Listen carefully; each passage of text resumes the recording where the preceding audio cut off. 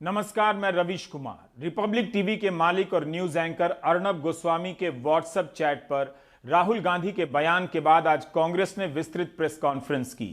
इस press conference में पूर्व रक्षा मंत्री ए.के. एंटनी, गुलाम नबी आजाद, पूर्व गृह मंत्री सुशील कुमार शिंदे, पूर्व विदेश मंत्री सलमान खुर्शीद और कांग्रेस प्रवक्ता पवन खेड़ा ने हिस्सा लिया और चैट के अलग अलग पहलुओं पर अपनी बात रखी।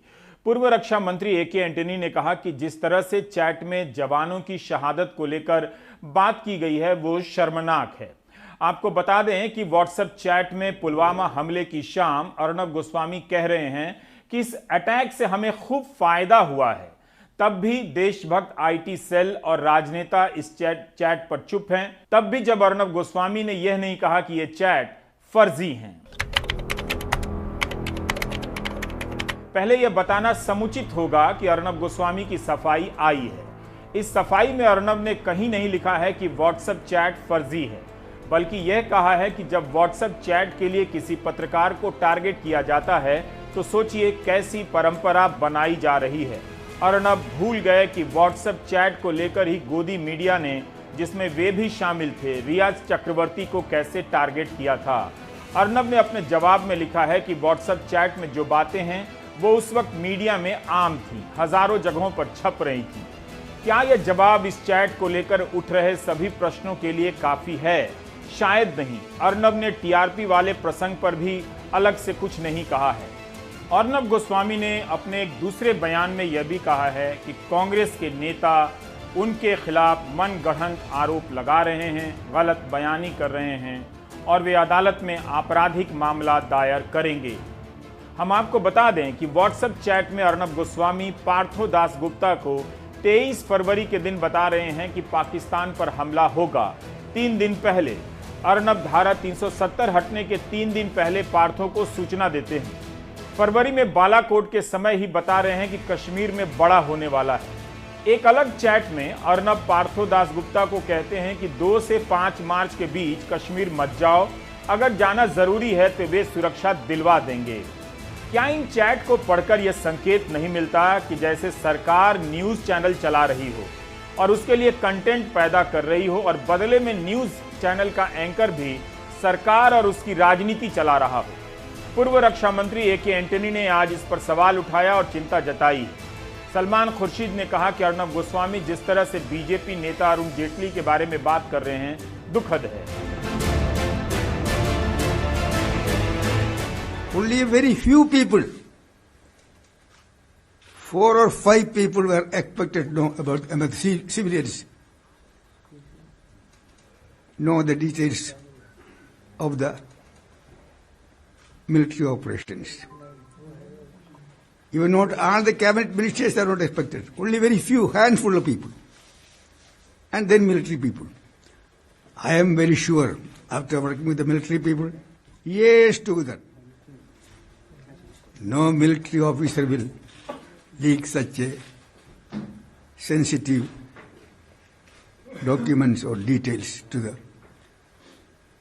not only journalists, not even to others who are not expected to. So these documents were released, leaked to the media, not the entire media, only one journalist. Among those 4 or 5 people, civilian people who are in the top position in the government, either minister or 1 or 2 senior officials who are concerned with the national security. Only they can leak this document. जो अभी अर्नब गोस्वामी ने किया वो केवल देश के लिए नहीं तो पूरे जर्नलिज्म के लिए एक लांछनास्पद चीज है। जैसे इतने साल में किसी जर्नलिस्ट ने, किसी संस्था ने इस तरह का नेशनल सिक्योरिटी एक्ट के बारे में उल्लंघन किया है, ऐसी घटना इस देश में नहीं हो गई थी। तो पार्लियामेंट में तो ये इस पर उठाएंगे, लेकिन सरकार ने इस पर जो ऑफिशियल सीक्रेट एक्ट के बारे में जो करना है वो अभी तक नहीं किया है। व्हाट्सएप चैट में अर्नब गोस्वामी पूर्व रक्षा मंत्री अरुण जेटली के बारे में भी जिस तरह से बात कर रहे हैं, उसे लेकर सलमान खुर्शीद ने प्रतिक्रिया दी है और कहा है कि बहुत पीड़ादायक है, बीजेपी के नेताओं ने नहीं। The kind of conversations that have come about him is deeply, deeply saddening, very hurtful. To create a controversy about his death, he was on his deathbed, and yet here is a cynical, hardened mind talking about why doesn't he die quickly. In other words, कि उनको जिंदा रखने का क्या प्रयास हो रहा है जब प्रधानमंत्री को बाहर जाना है, जल्द देश छोड़कर कहीं और दौरे पर जाना है, तो उनको जीवित रखने का ये क्या प्रयास है, ये क्या ढोंग है। मैं नहीं सोचता हूं कि इससे दुखित और कोई बात हो सकती है। पार्थो अपने चैट में कहते हैं कि NM/AS को सबसे पहले दूसरे टर्म में वित्त मंत्रालय में फेरबदल करनी चाहिए। हम बाहर जो भी कहें, लेकिन देश की अर्थव्यवस्था की हालत खराब है। पार्थो कहते हैं कि जेटली इनकी सबसे बड़ी असफलता है। इसके बाद अर्नब का जवाब आता है कि मैं बिल्कुल सहमत हूं। अपना चैनल होने के बाद भी खराब अर्थव्यवस्था पर डिबेट करने से अर्नब को कौन रोक सकता है? क्या यह साधारण बात है कि इकोनॉमी पिट गई है और अर्नब चुप हैं? भारत में बेरोजगारी है, करोड़ों लोगों की नौकरियां चली गई, बिजनेस बर्बाद हो गए, आम लोगों को 92 से 95 रुपए लीटर पेट्रोल के देने पड़ रहे हैं। आखिर अर्नब किस भारत माता की जय बोलते हैं? आप प्राइवेटली बोलते हैं कि अर्थव्यवस्था तबाह हो गई, लेकिन कहते हैं मैं टीवी पर नहीं बोल सकता। क्यों? क्या दबाव है आप पर? क्या मजबूरी है आपकी कि देश को आप बता नहीं सकते कि अर्थव्यवस्था डूबी हुई है? डरते हैं या कोई ऐसे संबंध है आपके इस सरकार से जिसमें क्विड प्रो को है, आपको लाभ मिलता है उनसे, आप उन्हें लाभ पहुंचाते हैं, इसलिए आप सच देश को नहीं बताते और अपने आप को पत्रकार कहते हैं। लानत है ऐसी पत्रकारिता। एक बात ये जो कही जा रही है कि जो गोपनीय जानकारी है ये बाहर कैसे आ जाती है, ये वो सरकार है, भारतीय जनता पार्टी वो दल है जिसके लिए देश हित सर्वोपरि है। देश की अखंडता से कभी समझौता नहीं होगा। और उसी कांग्रेस को मैं याद दिलाना चाहता हूं जिसने आज पावर पैक्ड प्रेस कॉन्फ्रेंस करी है।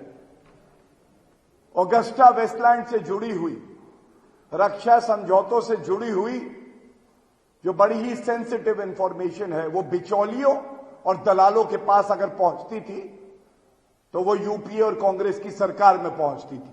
क्या कांग्रेस प्रवक्ता पवन खेड़ा की बात सही है कि अर्नब डर से नहीं बोल रहे हैं? अर्नब गोस्वामी टीवी पर नहीं बोल सकते कि देश की अर्थव्यवस्था खराब है? क्या अर्नब को किसी से डर लगता है? अगर लगता है तो वो मेरे पास आए, उसका नाम बताएं। जब मैं प्राइम टाइम की एंकरिंग करता हूं तो यहां मेरे बगल में खड़े रहें, बिल्कुल डर नहीं लगेगा। कुणाल कामरा भी यहां नहीं आते हैं। हाँ, यहां कूदने फांदने की जगह नहीं है, कम है, दीवार है, टकरा जाएंगे, चोट लग सकती है। ना उछलने कूदने दूंगा मैं, क्योंकि मेरा घर छोटा है और सामान सारे सस्ते हैं, टूट गए तो। लेकिन यहां मेरे बगल में खड़े रहेंगे तो सारा डर भाग जाएगा और मेरे साथ बता सकेंगे कि भारत की अर्थव्यवस्था की हालत वाकई खराब है। सुधा भारद्वाज, वरवरा राव, वर्नन गोंजाल्वेस, गौतम नवलखा, स्टेन स्वामी, आनंद तेलतुंबडे, रोना विल्सन, सुरेंद्र गाडलिंग, महेश रावत, शोमा सेन, अरुण फेरेरा, उमर खालिद, देवांगना कालिता, नताशा नरवाल, इन सब के खिलाफ अभियान चलाकर अर्नब ने एक तरह से जनमत तैयार किया। तब तो अर्नब को किसी से डर नहीं लगा, अपनी अंतरात्मा से भी नहीं। बात मेरी ही सच होगी, बस तब आपके पास अफसोस के अलावा कुछ नहीं होगा। गोदी मीडिया के तंत्र के बारे में आपको बता दिया था समय से पहले, कैसे करोड़ों दर्शकों को फर्जी मुद्दों से बेवकूफ बनाया जा रहा है, सांप्रदायिक बनाया जा रहा है। मुंबई पुलिस ने टीआरपी के फर्जीवाड़े के मामले में एक पूरक चार्जशीट के तौर पर इस चैट की ट्रांसक्रिप्ट यानी बातचीत के विवरण को पेश किया है। आज पार्थो दासगुप्ता की बेल रिजेक्ट हो गई।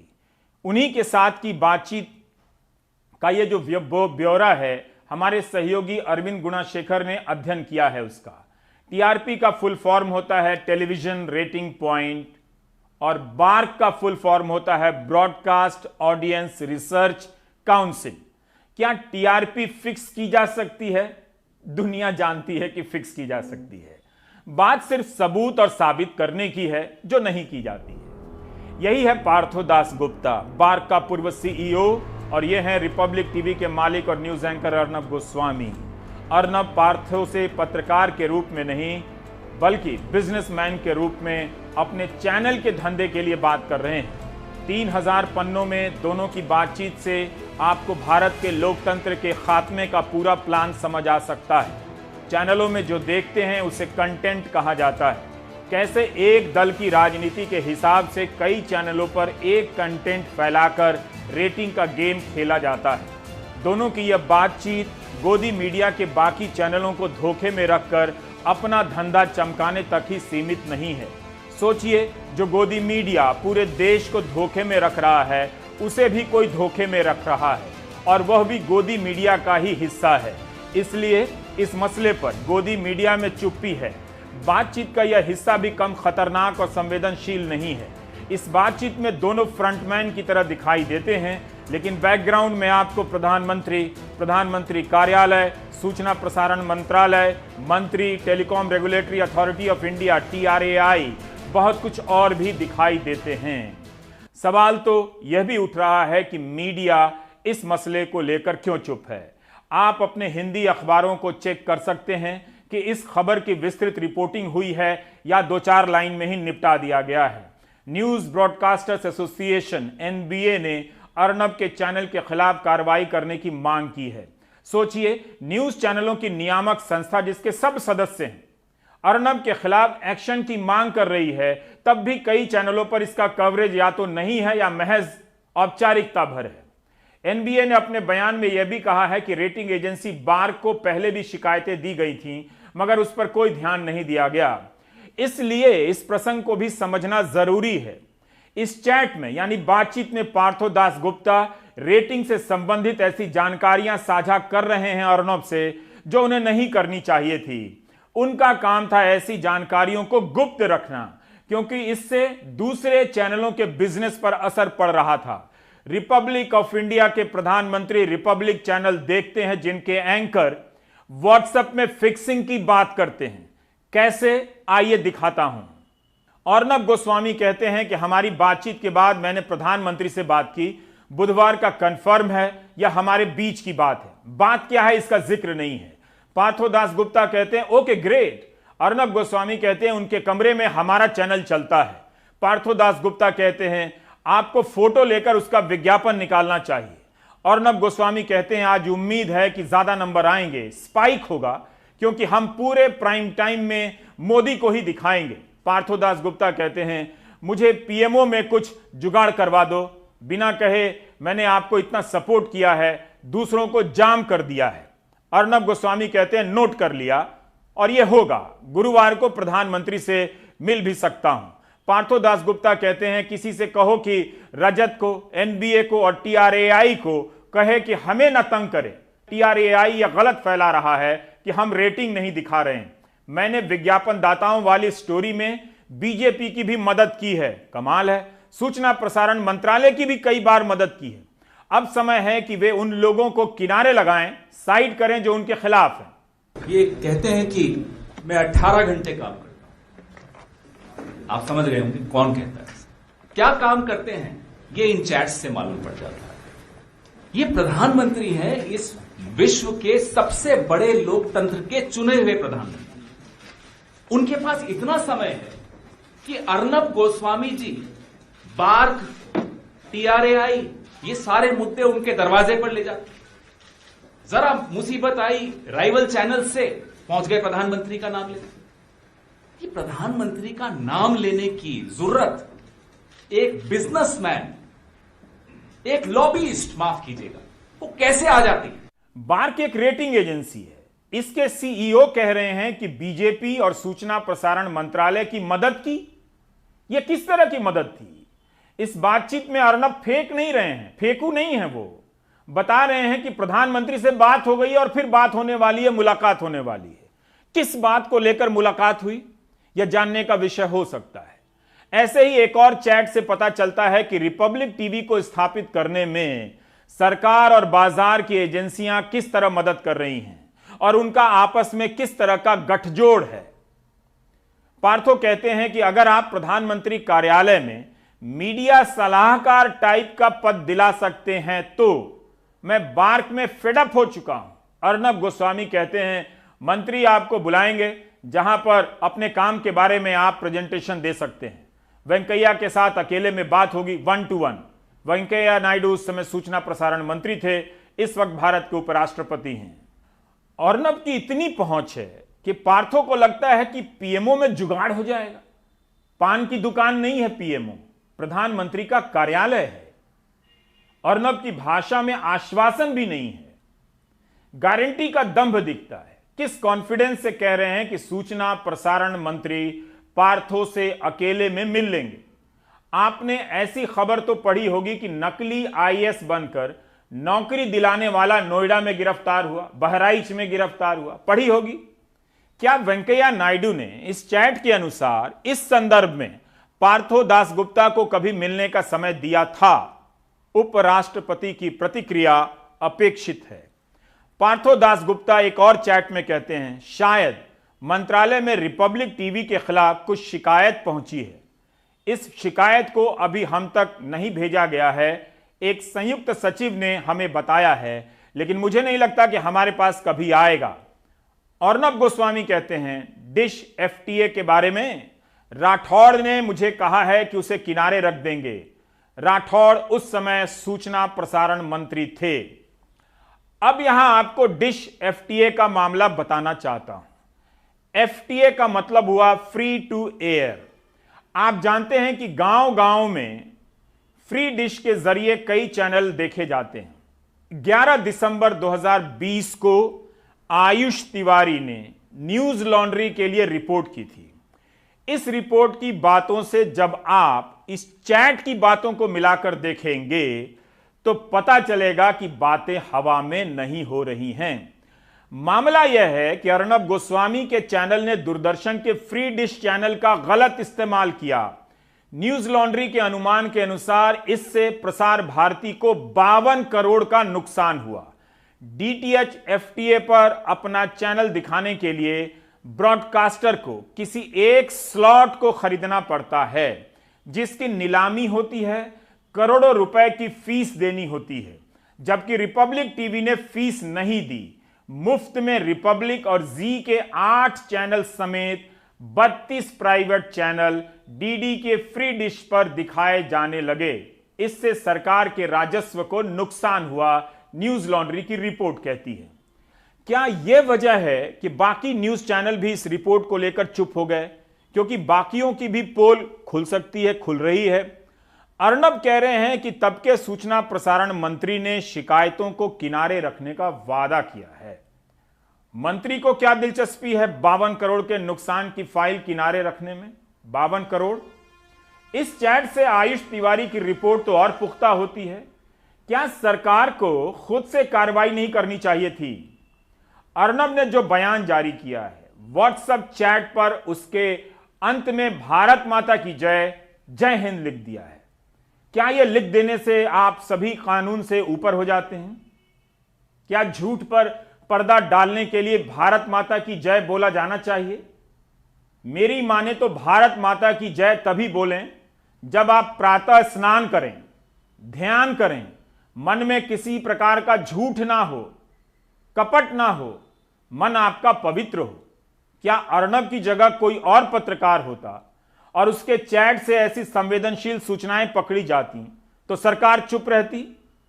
अब आगे बढ़ते हैं टीआरपी वाले हिस्से की तरफ। एक चैट में पार्थो दासगुप्ता कहते हैं कि हम हर दिन की रीच के आंकड़े किसी को नहीं देते हैं। रीच, खुश हूं कि टीम्स अनधिकारिक रूप में सहयोग कर रही है। दिल से शुभकामनाएं बॉस, लेकिन बार की तरफ से नहीं। मैं सच में चाहता हूं आप सफल हों। एक खास समय में कितने लोग किसी एक चैनल को 1 मिनट तक देखते हैं, इस डेटा को रीच कहते हैं, डेली रीच डेटा कहते हैं। यह डेटा हफ्ते में 1 बार आता है, लेकिन रिपब्लिक टीवी को उसी दिन दिया जा रहा है, जिससे पता चल गया उसे कि किस स्टोरी को दिखाने से, किस मुद्दे को दिखाने से टीआरपी ज्यादा मिलती है। तो आपने देखा कि भारत माता की जय बोलने वाले अर्नब गोस्वामी के चैनल के नंबर 1 होने का राज क्या है? Do you get my point? What will you do when there will be no democracy? Check. If you will at least be allowed to play gilli danda or not. Check. आप कह सकते हैं एक तरीके का रेटिंग चोरी है। ये टीआरपी स्कैम नहीं है, रेटिंग चोरी है। और रेटिंग चोरी से क्या होता है? जैसे रिपब्लिक जैसा चैनल, क्रिस्टोफ जैफ्रेलो ने कैरावान मैगजीन में लिखा है कि अगर रिपब्लिक भारत ने एक डिबेट बीजेपी के खिलाफ किया हो तो 12 डिबेट ऐसे हैं जो कि या तो प्रो बीजेपी है, बीजेपी और सरकार के समर्थन में है, या एंटी ऑपोजिशन, ऑपोजिशन के खिलाफ है। ऐसा एक चैनल अगर रेटिंग चोरी करे और तब बाकी पूरे मार्केट को लगे कि ये जो दिखा रहा है वही लोग देखना चाहते हैं, तो सारे जितने भी चैनल है वो वही दिखाने की कोशिश करेंगे और पूरा जो मीडिया का जगत है वो प्रो यानी कि सरकार का समर्थक बन जाएगा। एक किसी शख्स ने कहा था कि पत्रकारिता क्या है? पत्रकारिता वो है जो कहीं कोई सेठ या बाबू या नेता या कोई सत्ताधारी या बलवान आदमी रोकना चाहता है, वही पत्रकारिता है। बाकी सब पीआर है, पब्लिक रिलेशन है। ये पीआर का जो जर्नलिज्म है, पूरा जर्नलिज्म का जगत वही पीआर के जर्नलिज्म में फंस जाता है, उस दलदल में। और ये भारत में डेमोक्रेसी के लिए खतरा है। ऐसे चैनल जब रेटिंग चोरी करते हैं तो पूरा न्यूज मार्केट एक तरफ हो जाता है, सरकार के समर्थन में हो जाता है और सवाल जो पूछते हैं उनके खिलाफ खड़ा हो जाता है। अर्नब और पार्थो की बातचीत में और भी चैनलों के नाम आते हैं जिन्हें अर्नब ठिकाने लगाने की बात करते हैं। इन सबको घाटा हुआ है बिजनेस में, लेकिन चुप्पी इसलिए है क्योंकि संरक्षण देने वाला कोई और है और वो एक है। सबका मालिक एक है, ट्रक के पीछे लिखा होता है। पार्थो दास गुप्ता आइडिया देते हैं कि इंडिया टुडे की जानकारी प्रेस में लीक कर दो। एक चैट में पार्थो दास गुप्ता अर्नब को बता रहे हैं कि दिल्ली, बॉम्बे और कोलकाता के बाजार पर कब्जा करना है। अभी उनका प्रभाव बेंगलुरु और चेन्नई में ही है। एक दूसरे चैट में पार्थो दास गुप्ता अर्नब को बताते हैं कि रेटिंग कैसे बढ़ाई जाती है, कहां कहां पर चैनल का विज्ञापन दिखाना चाहिए। एक अन्य चैट में पार्थो दास गुप्ता कहते हैं कि बार के भीतर कुछ ऐसे फैसले लिए जा रहे हैं जिससे आपको नुकसान हो सकता है। अर्नब कहते हैं कि बार के ज्यादातर सदस्य तो उनके संपर्क में हैं। सब कुछ मुंबई पुलिस को साबित करना होगा, मगर यह आसान नहीं। इस चैट से प्रधानमंत्री, प्रधानमंत्री कार्यालय, कई सूचना प्रसारण मंत्री, प्रसार भारती, TRAI की भूमिका सामने आती है। जाहिर है इसकी जांच मुमकिन नहीं है। इस तरह की जांच आप भी जानते हैं कि सिर्फ विपक्ष की सरकार के खिलाफ, उसके विधायक के खिलाफ या नेताओं के खिलाफ या सवाल करने वाले पत्रकारों के खिलाफ ही हो सकती है। अर्नब तो यह भी कह रहे हैं कि 2 महीने में जब बीजेपी सत्ता में आएगी तो TRAI को ही कमजोर कर देगी। और उनके जो चैट्स आए हैं अर्नब गोस्वामी और पार्थो दास गुप्ता के अमित शाह के विषय में, चौंका देते हैं। पार्टी के प्रेसिडेंट हैं आप, आपका क्या हक बनता है कि TRAI जो कि एक ऑटोनोमस एजेंसी है, उसकी गतिविधियों में आप हस्तक्षेप कर रहे हैं, उसको इन्फ्लुएंस कर रहे हैं, उस पर दबाव डाल रहे हैं क्योंकि अर्नब गोस्वामी चाहता है आप उस पर दबाव डालें। यह किसी पार्टी के राष्ट्रीय अध्यक्ष का काम है। पार्थो दास गुप्ता को मिलवाने ले जाया जा रहा है अमित शाह से। क्यों साहब, क्या बात हुई वहां? आप अपने राइवल्स को फिक्स कर रहे हैं। अलग अलग चैनल्स के बारे में जिक्र है कि उनको फिक्स करिए, बार्क को फिक्स, TRAI को फिक्स करिए, उस पर दबाव डालिए। How can the president of the party so brazenly interfere in policy matters to help a media house, to help a businessman at the expense of others? MK Venu कहते हैं कि यह मामला सिर्फ अर्नब तक सीमित नहीं है, सिर्फ रेटिंग में छेड़छाड़ तक सीमित नहीं है। इस चैट को देखते हुए आप समझ सकते हैं कि गोदी मीडिया ऐसे ही नहीं बना है। यह एक सिस्टम का नाम है जिसका एक संरक्षक है, सबका मालिक एक है। BARC जो एक इंडस्ट्री बॉडी है, सेल्फ रेगुलेटरी बॉडी, जो TRPs को गवर्न करती थी, ये बिल्कुल फेल हो चुकी है और ये BARC की विश्वसनीयता अब खत्म है और इसको पूरी तरह इसको बंद करके एक नया कमीशन एक सेटअप करना पड़ेगा जिसमें विश्वसनीय लोग हों, जिसमें इंडस्ट्री के लोग, जो मीडिया के जो प्रमोटर्स हैं, उनसे इसको दूर रखा जाए और इस कमीशन में रिटायर्ड जजेस सुप्रीम कोर्ट के और रिटायर्ड एडमिनिस्ट्रेटर्स जिनकी अच्छी क्रेडिबिलिटी हो उनको रखा जाए और एक नए सिस्टम को लाने की जरूरत है।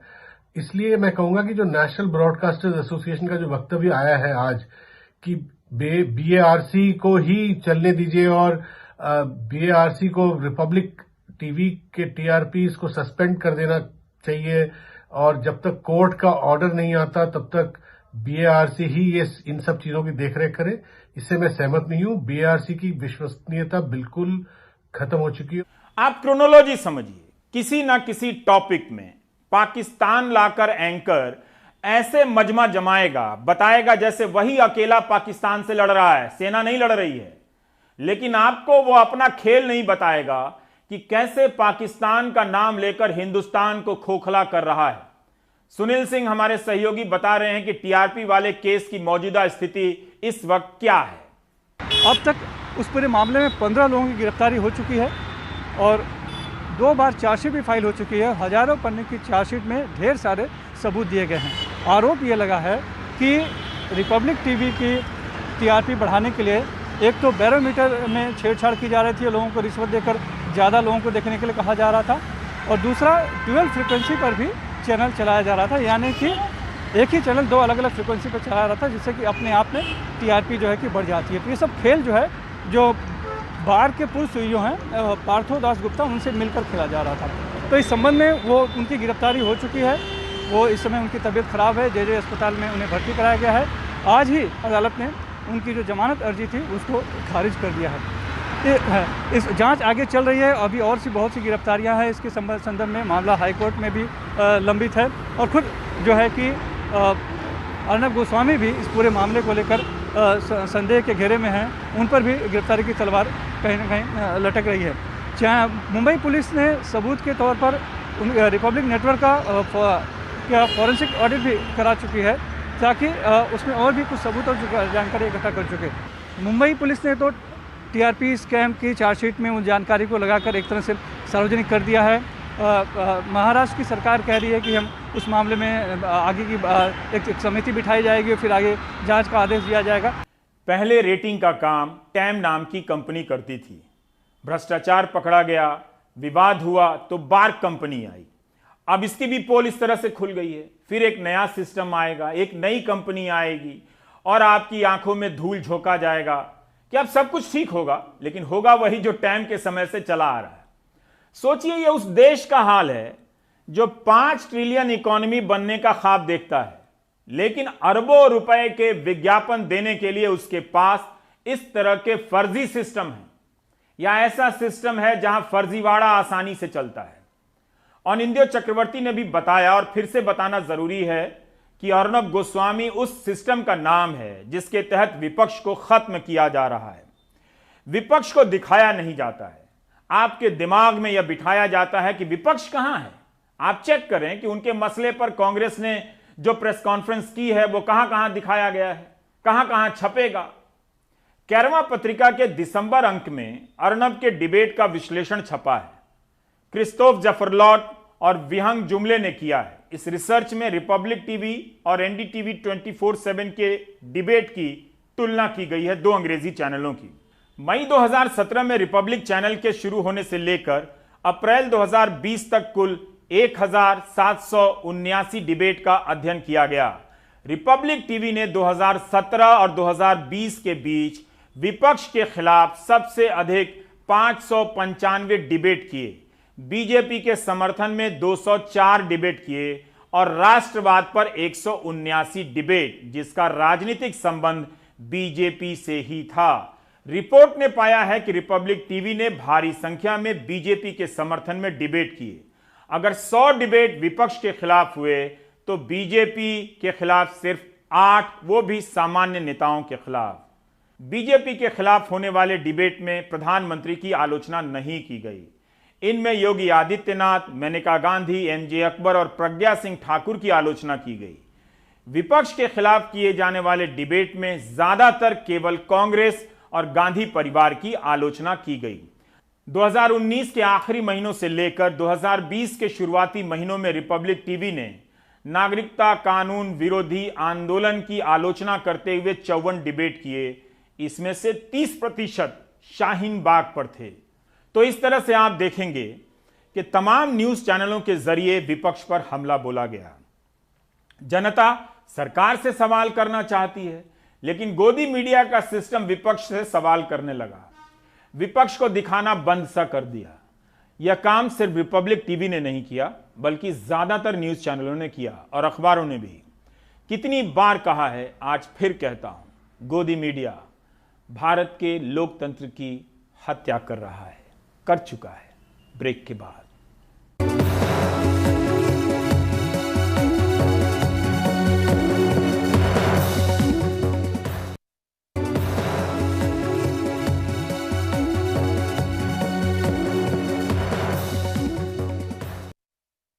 दिसंबर के महीने में मध्य प्रदेश में विधानसभा का सत्र स्थगित कर दिया गया। अखबारों में कारण बताया गया कि 34 कर्मचारी कोरोना पॉजिटिव पाए गए। क्या यह कारण सही था? क्या सही में वे कोरोना पॉजिटिव पाए गए? अनुराग द्वारी ने इसकी तफ्तीश की है और कारण पता लगाया है। यह रिपोर्ट देखिए। कोरोना काल में मध्य प्रदेश में उपचुनाव में धुआंधार प्रचार हुआ, राजनीतिक सभाएं हुई, जमकर प्रोटोकॉल को तोड़ा गया। लेकिन इसी कोरोना काल में मध्य प्रदेश की विधानसभा में कामकाज ना के बराबर हुआ। 50 साल के मुन्ने शेख उन 34 लोगों में से एक है जिनका 24 दिसंबर को रैपिड एंटीजन टेस्ट विधानसभा के शीतकालीन सत्र से पहले पॉजिटिव आया। शेख सीपीए के कर्मचारी हैं। शेख ने 26 दिसंबर को दोबारा आरटीपीसीआर टेस्ट कराया। 28 दिसंबर को उन्हें मैसेज मिल गया कि वो कोरोना संक्रमित नहीं है। शनिवार को आप आरटीपीसीआर टेस्ट के लिए? हाँ, फिर साहब लोगों ने फ़ोन किया था कि आप आइए यहाँ। और वो टेस्ट कहाँ कराया आपने आरटीपीसीआर? वो भी यहीं रेस्ट हाउस में कराया। रेस्ट हाउस में जी। सोमवार को उसकी एसएमएस आ गया कि आप नेगेटिव? हाँ, सोमवार की शाम के टाइम आया, 4 साढ़े 4 बजे। 54 साल के कालीचरण भी सीपीए में सफाई कर्मचारी हैं। वो विधानसभा जाते भी नहीं। 24 दिसंबर को रैपिड एंटीजन में वो पॉजिटिव निकले। 26 दिसंबर को लिए गए नमूने के परीक्षण में नेगेटिव। आपका भी है कि आपका भी पॉजिटिव हुए ही नहीं? सर, अब मुझे तो नहीं लग रहा सर, ऐसा कुछ नहीं। 27 दिसंबर को सर्वसम्मति से स्पीकर ने जो सर्वदलीय बैठक बुलाई थी, उसमें स्वास्थ्य विभाग के अतिरिक्त मुख्य सचिव ने प्रेजेंटेशन दिया, बताया कि कोरोना की भयावहता में सत्र क्यों नहीं बुलाना चाहिए। विधानसभा में हुई इस बैठक के मिनट्स की एक्सक्लूसिव कॉपी एनडीटीवी इंडिया के पास है, जिसमें दावा किया गया था कि एमएलए रेस्ट हाउस में 281 में से 67 लोग कोरोना संक्रमित हैं। इस मुद्दे पर सत्ता पक्ष और कांग्रेस में जमकर तकरार भी हुई। पूर्व संसदीय कार्य मंत्री गोविंद सिंह ने अपना ऐतराज भी दर्ज कराया, लेकिन बाद में कांग्रेस के ही वरिष्ठ नेताओं के सुर ढीले पड़ गए।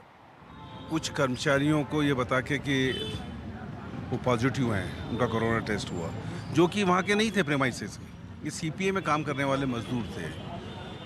और ये इसको मैं कहूँगा स्कैम। आप लोग भी सर्वदलीय बैठक में क्यों मान गए? सर्वदलीय बैठक में जिस तरह से आंकड़े प्रस्तुत किए कि ये भयावह स्थिति है और इस भयावह स्थिति में कोरोना फैल सकता है, सर्वदलीय बैठक गुमराह की शिकायत हुई। तो बहुत सारी कमेटियां तो बनी नहीं है कि आप लोग प्रिविलेज वगैरह में इसको उठाने की? निश्चित तौर पर प्रिविलेज कमेटी अभी बनाई नहीं है, लेकिन प्रिविलेज कमेटी में मामला आएगा। संसदीय कार्य मंत्री नरोत्तम मिश्रा ने ये कहते हुए मामले को टाल दिया कि केवल विधानसभा अध्यक्ष या अधिकारी इस पर टिप्पणी कर सकते हैं। ये और बात है कि विधानसभा अध्यक्ष ने हमें मिलने का वक्त नहीं दिया। ये जानकारी आपको विधानसभा के प्रमुख सचिव या माननीय विधानसभा अध्यक्ष देंगे।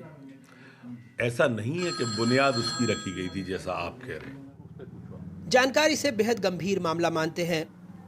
ये बहुत गंभीर मामला है और संसदीय मामलों में इसे विधानसभा के अवमानना कहते हैं। ये सभा के सदस्यों को विधानसभा में आने से रोकने का जो उनका विशेषाधिकार है, उसको रोकने का प्रयास है। और अगर ये सिद्ध होता है तो उसमें जेल तक का प्रावधान है। इस सत्र में संसदीय परंपराओं को ताक पर रखने का एक और नमूना दिखा जब आयुक्त स्वास्थ्य सेवा ने विधानसभा सचिवालय को खत लिखा।